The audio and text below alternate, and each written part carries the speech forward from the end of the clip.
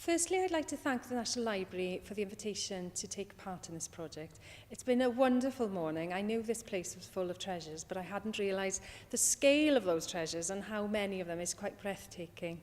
And they've given me the task of picking 4 works of art that have spoken to me in some way this morning. And it's been quite a task, to be honest, to just choose 4. But I had to, so I have. And the first work is Jed Carey by Cyffin Williams. He's, of course, a renowned artist, but what I think we see here in an early work of his, it was one of the first ones bought by the library in the late 40s. And the librarian at the time saw his work and invested in him as a young artist.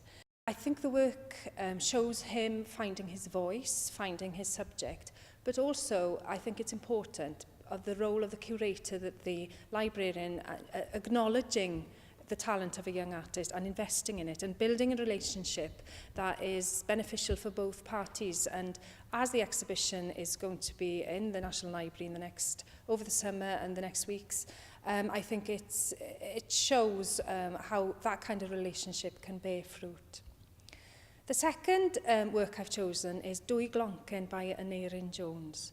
I was lucky enough to work with Aneurin and create a project with him. And I think he's a wonderful, wonderful artist. He captures place, he captures time, and above all, he captures feeling. There's a warmth to his work. And many people think his work is quite masculine, but I think this portrait of two ladies laughing together shows how wonderful he was at portraying the female form and the female character, a rural female character. And every time I look at his works, it takes me straight back to my childhood and my upbringing. The third work I've chosen is Vase of Flowers by Gwen John. There's been a lot of emphasis recently about trying to give female artists more airtime and more attention in general.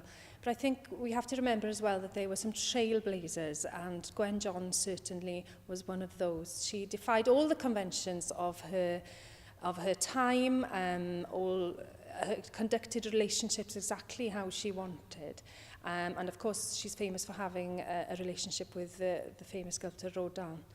But more than that, I think the works show a tremendous stillness, a tremendous sereneness. I think it's an intriguing thing because her personality was almost the exact opposite of that.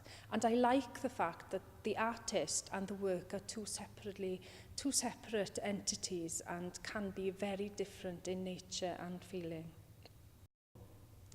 The fourth work I've chosen is Moelni Maith by Lisa Argain Taylor.